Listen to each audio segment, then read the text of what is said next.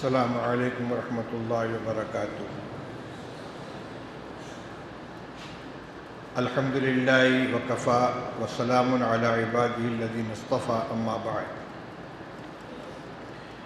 اللہ رب العزت کا بے پایاں احسان و کرم ہے کہ اس نے ہمیں اپنے دین متین سے وابستہ کیا اور مدارس اسلامیہ کی خدمت کا اعزاز بخشا۔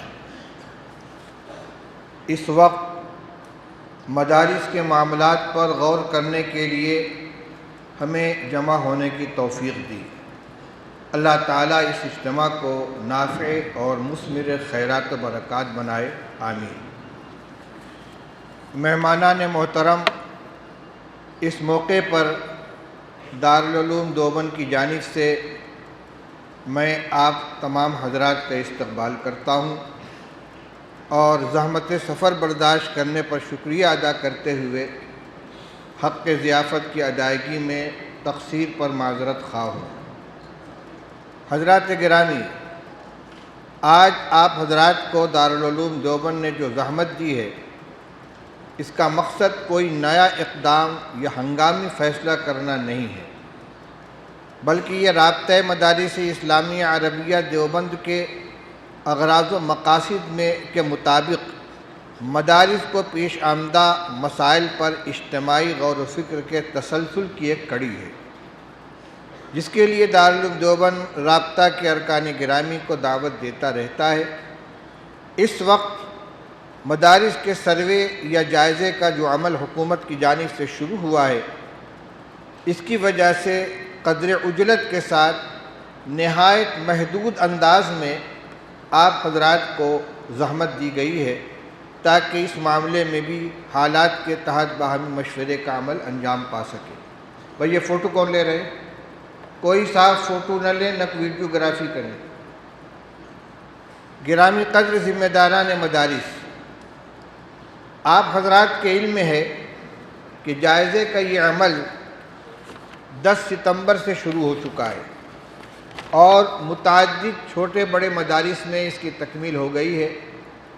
اب تک کے تجربے سے جو بات سامنے آئی ہے وہ یہ ہے کہ حکومت غیر امداد یافتہ یا غیر ملحقہ مدارس کی تفصیلات جمع کرنا چاہتی ہے، جس کے لیے 12 سوالات پر مشتمل ایک فارم پر کرایا جا رہا ہے، اور اس مقصد کے لیے آنے والا سرکاری عملہ کچھ چیزیں زبانی معلوم کر کے یا معائنہ کر کے اطمینان حاصل کرتا ہے۔ ظاہر ہے کہ اس حد تک یہ کوئی قابل اعتراض کارروائی نہیں ہے۔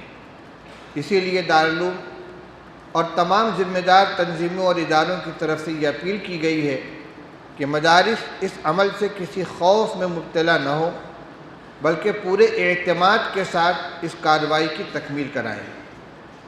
ویسے بھی مدارس اسلامیہ کا ہندوستان کی تاریخ میں جو روشن کردار ہے اور کسی پر مخفی نہیں، آزادی کی تحریک میں مدارس کا قائدانہ کردار عالم آشکارا ہے، اور آزادی کے بعد بھی ملک میں امن و محبت اور بھائی چارہ عام کرنے اور دہشت گردی و فرقہ پرستی کا مقابلہ کرنے میں مدارس نے نہایت شاندار خدمات انجام دی ہیں، جن کا اعتراف مختلف مواقع پر حکومتی ذمہ داران اور وزراء کی جانب سے کیا گیا ہے۔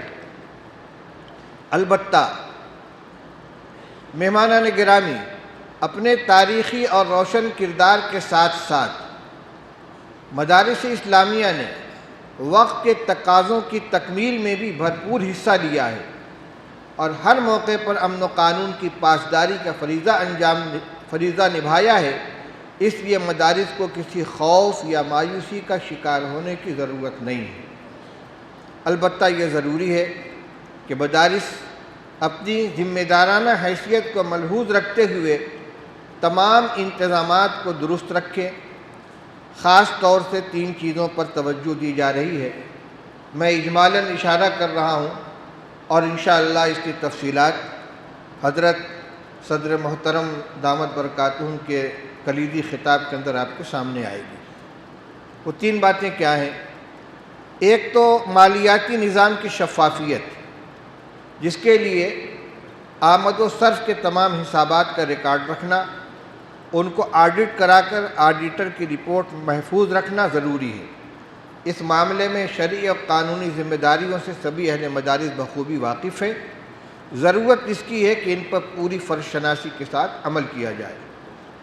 دوسری چیز مدرسے کی جائیدادوں سے متعلق قانونی تقاضوں کی تکمیل ہے۔ اس سلسلے میں متعدد رہنما تحریریں سامنے آ چکی ہیں، ان کی روشنی میں تمام ضروری کارروائیاں عمل میں لائی جائیں۔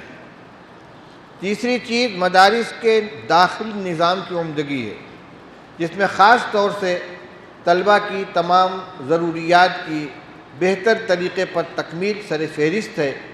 رہائش گاہوں اور درسگاہوں کے علاوہ مطبخ اور دیگر ضروریات سے متعلق عمارت کی تعداد اور وسعت ضابطوں کے مطابق ہونا ضروری ہے۔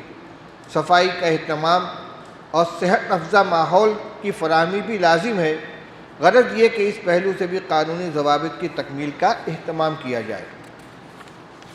اللہ کا شکر ہے کہ مدارس اپنی وسعت کے مطابق انتظامات کو بہتر بنانے کی کوشش کرتے ہیں۔ بے سر و سامانی اور تنگی کے باوجود الحمدللہ مدارس اپنی وسعت بھر ان امور کی طرف توجہ دیتے ہیں۔ مزید توجہ کرنے کی ضرورت ہے۔ بس یہ ہے کہ اب تک جن چیزوں میں کوئی کوتاہی ہو رہی ہو اس کا ازالہ کر لیا جائے تاکہ مستقبل میں کسی دشواری کا سامنا نہ کرنا پڑے۔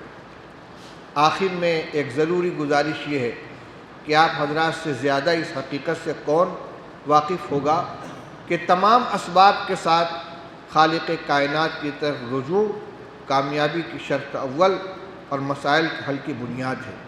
اس لیے پہلے سے زیادہ رجوع الی اللہ کا اہتمام بھی کیا جائے۔